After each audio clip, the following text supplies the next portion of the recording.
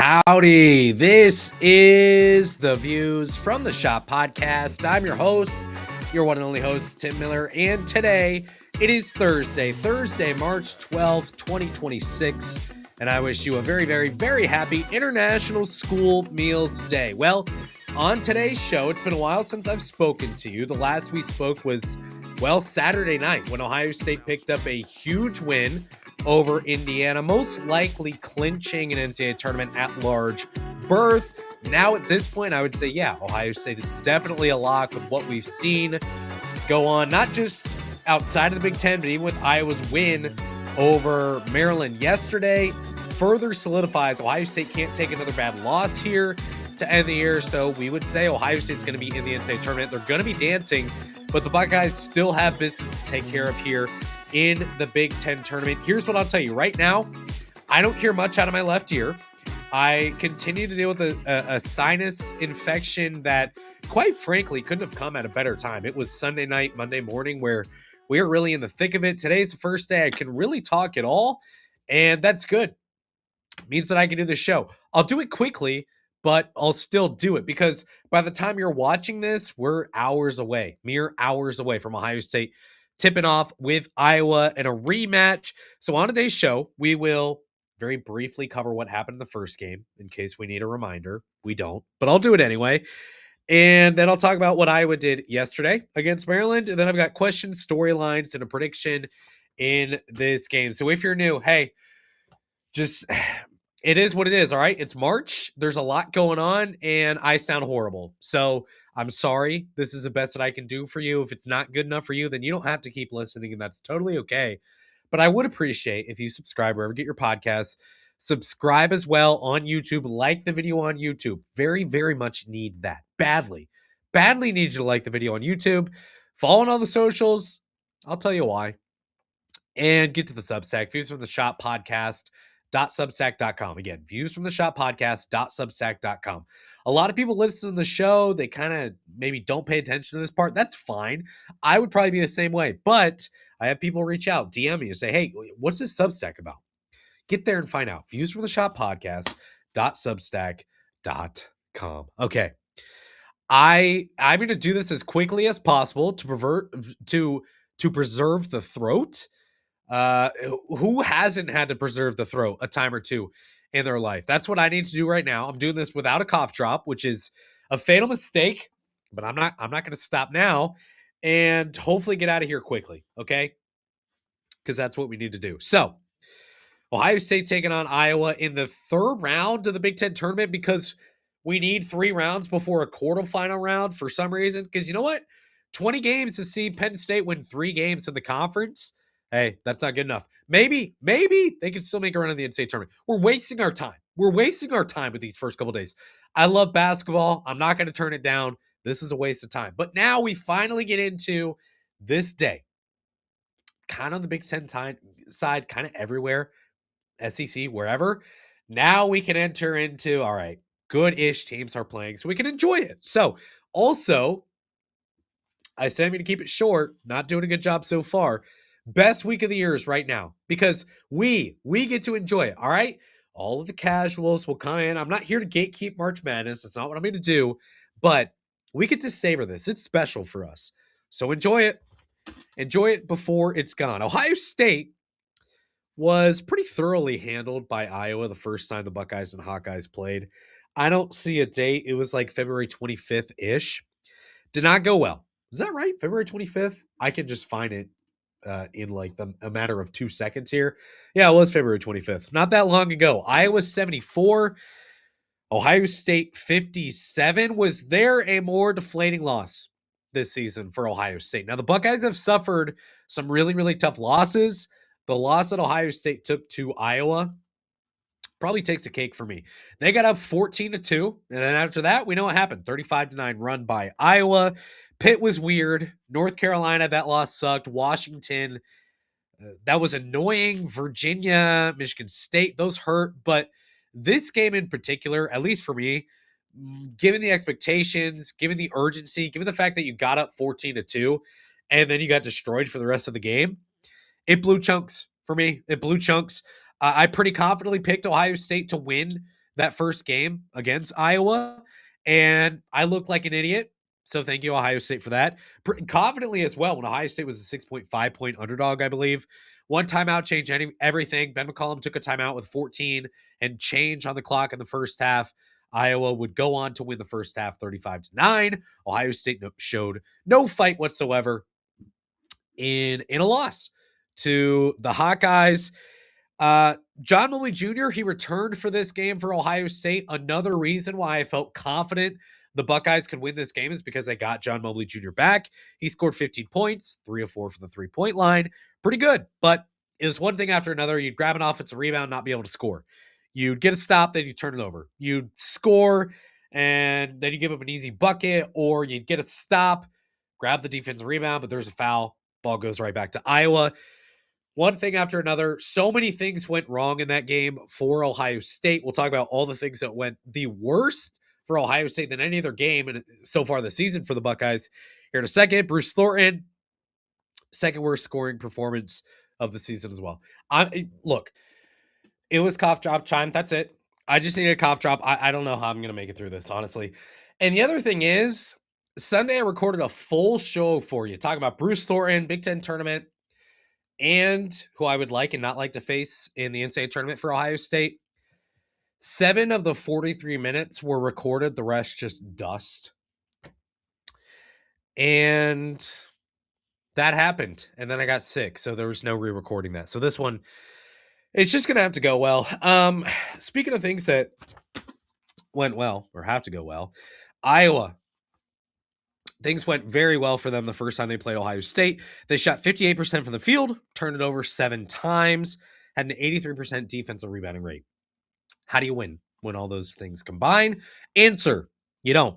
So Iowa coming off a 75-64 win over Maryland yesterday. All it took was a 21-0 run. Pretty simple, right? You want to win a game? Go on a 21-0 run. You'll win the game. 4 Hawkeyes score in double figures. Iowa wins the second half 50-38. So, as we get into this one, I have some questions. I think they were just questions. I only have questions. That's it. Questions in this one as Ohio State gets ready to play Iowa. It can't possibly get worse, right? It can't. We're not gonna kid ourselves here. The way that the first game went for Ohio State against Iowa, it can't get worse for that, right? It can't.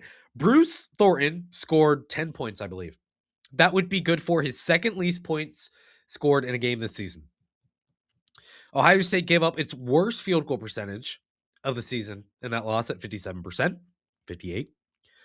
The Buckeyes scored 18 paint points, tied for their worst output of the season, while at the same time, Iowa scores 44 paint points. That would be the most in a game Ohio State has allowed this season. What else do we have here? Ohio State also suffered its lowest 2-point percentage in a game this year. And, by the way, Ohio State did not have Christoph Tilley in this game as well. Ivan Negovin got the start for the Buckeyes. So, my question is, how could it possibly get worse than that? Ohio State may not win this game, but I don't think they're going to lose 74-57 again, or 76-59, or whatever the case may be. I don't think the Buckeyes are going to get routed in this game. There were so many things that went wrong the first time Ohio State played Iowa that you trash it, you hopefully forget about it, you move on. That's basically what Jake Diebler said.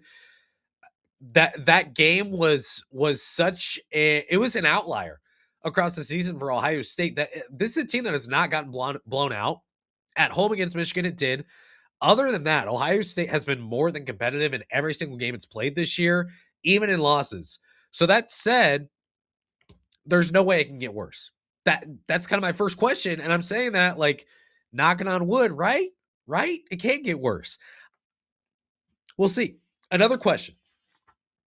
So, look, Ohio State didn't have Christoph Tilley against Iowa the first time. They also did not have Brandon Knoll. My question is, will Brandon Knoll play? Now, I've made my prediction on the Substack. We have insiders taking my info for themselves. That's fine.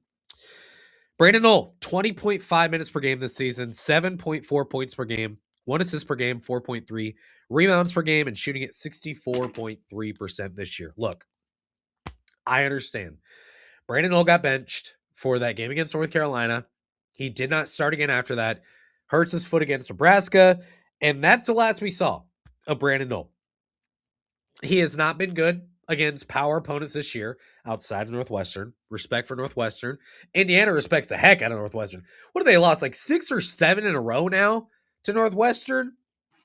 Indiana's football school now, so I guess it doesn't matter. But Brandon Knoll plays 13 minutes against North Carolina, and then he does not start again after that. Gets hurt against Nebraska. I know that I think the sentiment toward Brandon Knoll is less tainted than it was because of the fact that it's been so long since he's played, and also Ohio State's playing well, so the fan base probably a little bit more positive. That said, if Brandon Knoll can play in this game, I think it's huge for Ohio State. Again, I know there's people who would say he's not helpful against power conference opponents. He's not good. Whatever. I get that. Look, Brandon Knoll can rebound if he can dunk. Those are the two things that he does very, very well. Iowa is not a scary rebounding team, but they're good enough. And especially against a team like Ohio State, you got to be able to rebound. Whoever you play, guys are going to have to rebound. You need Brandon Knoll's rebounding help. And teams shoot well above average at the rim against Iowa. That is Brandon Knoll's calling card. The main reason his field goal percentage is so high, he's an incredible 79% at the rim so far this year. NCAA average is 63%. He plays that dunker's role, and he plays it very, very well. If he can get to the short corner, if he can get isolated a couple times and score at the rim, that's huge, I think, for Ohio State. I think he adds an element for Ohio State offensively, and he adds an element for Ohio State when it comes to rebounding that is going to be needed. And the depth that he adds, too. If you can reduce Amari Bynum's minutes a little bit, if you can keep Ivan Nagovin off the floor when the matchup warrants that, I think that's huge for Ohio State. So will Brandon Knoll be able to go in this one? And if so, I think that does help Ohio State a bunch. Another thing that's going to help Ohio State in this one, my question here, how does Iowa handle the rest disadvantage that the Hawkeyes are going to run into here in this one? Iowa regularly plays 8 players, okay? That's it. Just 8. That's what they did against Maryland. Bennett Sturts played 39 minutes. Cooper Koch played 38. That's pretty normal, especially for Sturts. He plays a lot of minutes, maybe number 1 in the conference in minutes. I don't care to look it up. He plays a lot of minutes. These are world-class athletes with world-class recovery mechanisms, but this is a huge difference for Ohio State compared to Iowa. Ohio State has a 5-day rest advantage. Iowa, 22 hours, maybe. And even less than that because you're getting warm-ups. I mean, Ohio State has a huge rest advantage in this game. We've seen Ohio State players falter down the stretch, playing a bunch of minutes. We've seen Bruce Thornton leave shots short. John Lou Jr. leave shots short late in games because they're playing so many minutes. I think that, look, when you see that from Ohio State players, and it's not off 0 days rest, sometimes it's 4 or 5 days rest, that means something. So this rest advantage that Ohio State has got to be absolutely huge. I know some people would say it's a warm-up game for Iowa against Maryland. I don't think it's that way. You're playing 38 minutes. It's intense. You're sprinting up and down the floor. I don't think Iowa wanted to play that game yesterday. I think Iowa would much rather be in Ohio State shoes. So I think that's going to mean something in this one. Another question I have, how dialed in is Ohio State going to be? This is probably the biggest question I have in this game. If I said that about any other questions, I take that back and I say it to this one. You have the revenge factor for sure. Ohio State got crushed by Iowa. They want to get their get back, whatever the case may be. I get all of that. You also saw what happened, though, yesterday. Texas lost. SMU fell to Louisville. USC down by Washington. That bubble burst. Cincinnati's bubbles burst as well. Indiana, already mentioned it. They lost to Northwestern. We said goodbye to Cal, I think. Maybe not. West Virginia, they're through. Bunch of bubble teams lost. You are comfortably in the tournament, regardless of what happens in this game with Iowa. And Wednesday's results kind of prove that out. So, I mean, Bruce Thornton even said it after the win against Indiana. Kind of asked, like, what was more important, the scoring record or going to the NCAA tournament? And Bruce said, I think I got both tonight. So it's not like the team inside the locker room doesn't know where they're at. They know that at this point, they're in a phenomenal spot. They're going to the NCAA tournament. So I would liken this game to a balloon. Okay. Stick with me here. You blow and you blow and you blow. I don't, some do. Before long, that balloon is so pressurized, it's so full of air that it feels like it's ready to burst. And every breath inside the balloon, the same as winning against Indiana, the same as Bruce Thornton's bobblehead night, the same as Bruce Thornton breaking the scoring record at home, feeling like you punch your ticket to the NCAA tournament. You've exercised some demons, and all of those are just breaths added into the balloon. This balloon has been pressurized to the point where there's two options, right? The balloon can either get tied up while your fingers rub and make that obnoxious noise against the balloon, or that thing could burst and spit flies everywhere. So that's my question to this one. Jacoby, Mr. Diebler, what will you do with your spit today? What will you do with your spit? That's my question, because at this point, that bubble, it's full. That balloon is full. It's full of air. There's a bunch of pressure, and either this thing is going to burst or we're going to get it tied up and we're going to move along with our balloon in hand. What will we see? What will we see? I don't know the answer, but I could very easily see this being a letdown spot for Ohio State, where they know that, look, where we're at right now, we're going to the NCAA tournament. And not only that, this is another question I have, which just piggybacks off this. Is it bad to lose?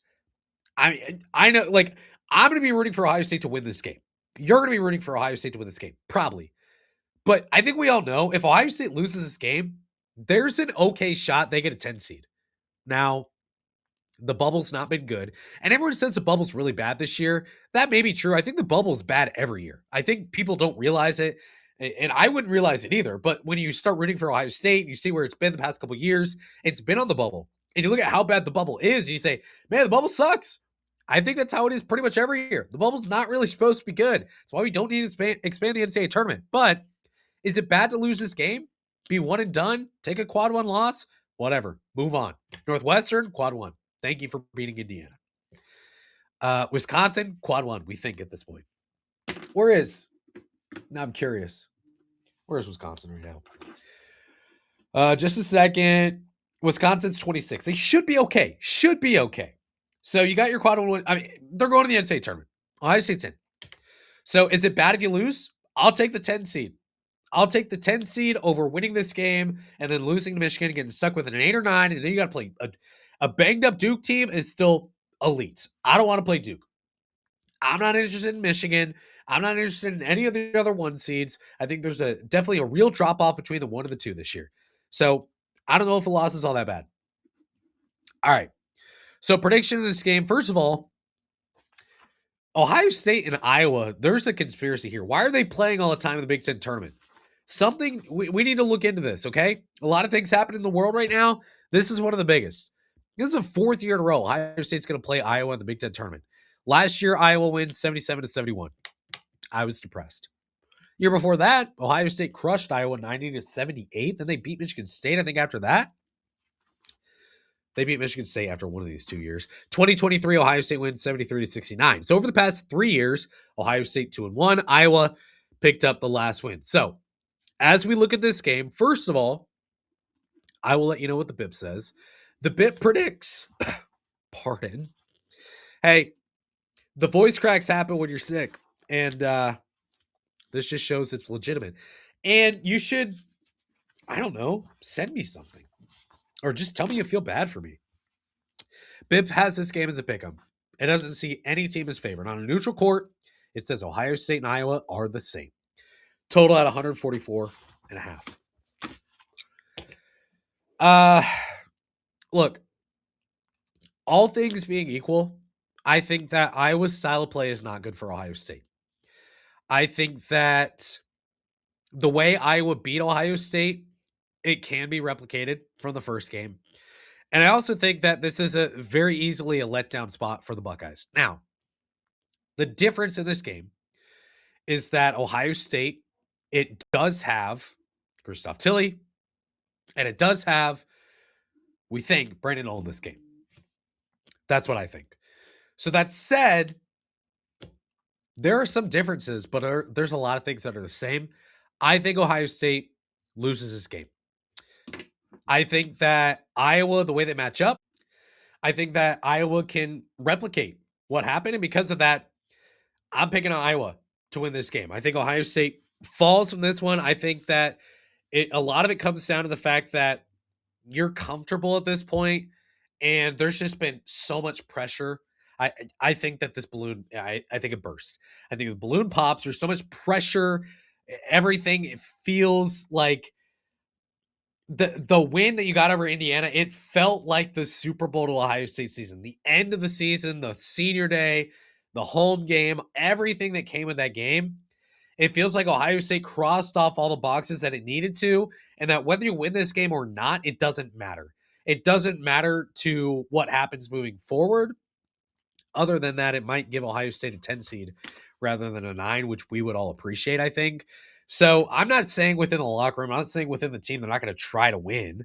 It's not what I'm saying whatsoever. But I think mentally it's hard to be on 9 in and 9 out, 9 in and 9 out, 9 in and 9 out with so much pressure over the past month on everything you've done that at some point it might be just be we take a breath, we lose this game by 8. That's how I see the game going. Hope I'm wrong, or do I? I don't know. I don't think it's a bad thing if they lose. I will take Iowa to win this game, and that's my prediction. 20 minutes or so, solid, right? I can't talk. My throat hurts, and I want to go to sleep. So for that reason, you have just received one of the least energetic podcasts from the Views from the Shop podcast ever. The only good thing is that just like the first game between Ohio State and Iowa, it can only get better from here. Thanks so much for being here today. I'm going to shut up before you shut me off. Go Bucks.